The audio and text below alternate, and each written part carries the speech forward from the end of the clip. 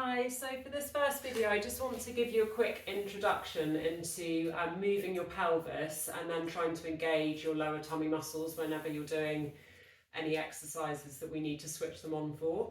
So just to start with, I will do it kneeling, but it's easier. Actually, I'll show you from standing. If you want to put your hands onto the bony bits at the front of your hips and then have your feet parallel, feet are right underneath your hips. And I want to imagine that your tummy is like a bowl or a bucket of water, and you don't want to spill the water out. So we're keeping ourselves in that neutral position where we're not sticking our bum out behind us and we're not tilting the pelvis forwards. So in order to do that, when you're standing normally, you're hopefully in a pretty even position where you're not tilting forwards or backwards. But I want you to practice doing that. So imagine you're spilling that water out the front. So you're sticking your bottom out and tilting your pelvis forwards. So where you're holding onto your hips, you can feel those bony bits go inwards. And then in the reverse, you're going to stick those bony bits into your fingers and tip your pelvis forwards so that your bottom is tucking under and you should feel your tailbone tucking as well. So tilting forwards and backwards. The legs don't move, you can keep a soft bend in your knees, but we're just practicing tilting, moving just from the pelvis. Okay, and then I'll show you that down on the mat as well if you want to practice it.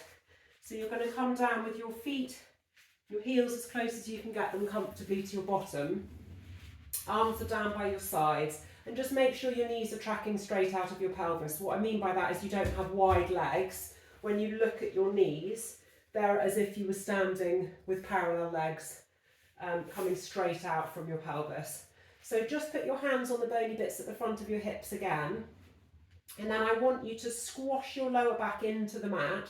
So you're tilting your pelvis upwards.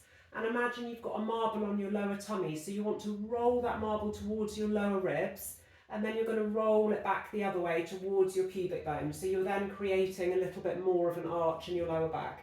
Try not to force that movement though, so we're coming back to a little arch, not an enormous thrusting, so that you feel a bit of a pull in your lower back.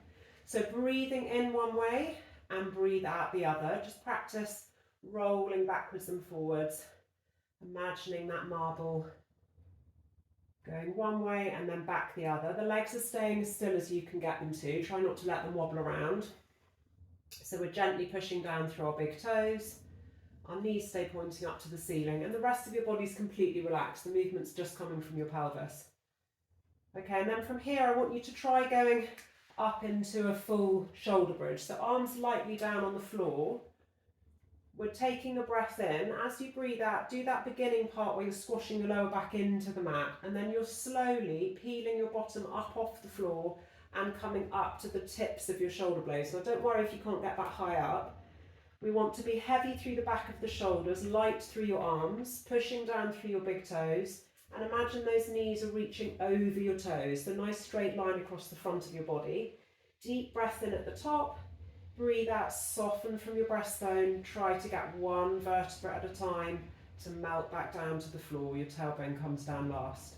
And again, deep breath in at the bottom, breathe out, start to tilt that pelvis, roll that imaginary marble, one vertebra at a time, get to the tips of your shoulder blades. We shouldn't have any tension through your neck, so you should be heavy through the back of your shoulders, relaxing your jaw, relaxing your tongue, deep breath in, and breathe out, soften from your breastbone, curling all the way back down again. If you're feeling anything in your hamstrings, so when you come up, the hamstrings are starting to tighten, try bringing your heels a little bit closer to your bottom.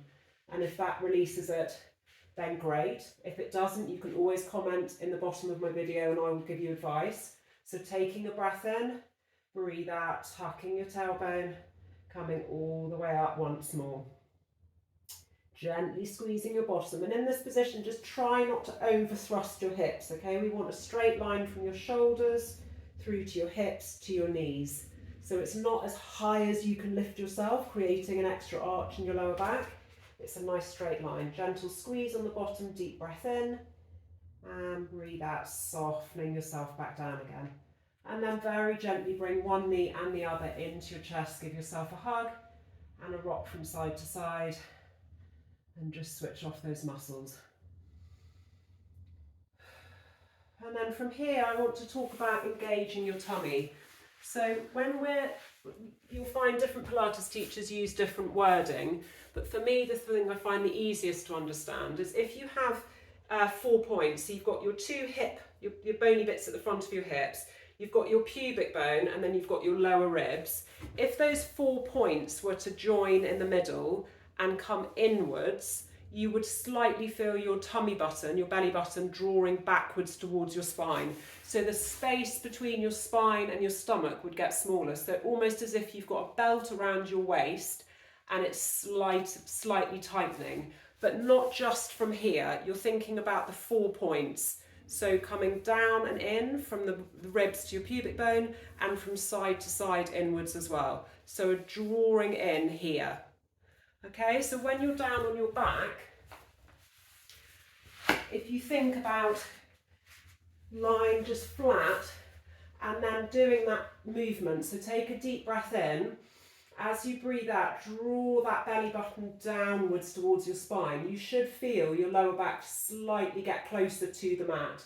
Okay, so you should have a natural arch when you first lie down, and then you will feel a slight drawing downwards. Well, now we're all different, all our backs are different in terms of the curvature, but you want to draw that belly button down towards your spine. And it's not an enormous sucking in so that you can't do anything else and you're holding your breath and clenching your jaw. It's just a gentle drawing inwards to engage those muscles.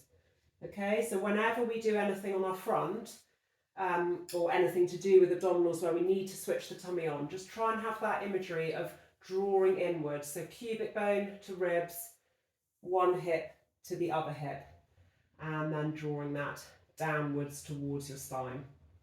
Okay, so that's all I'm going to do for today, just a really quick intro on those two things.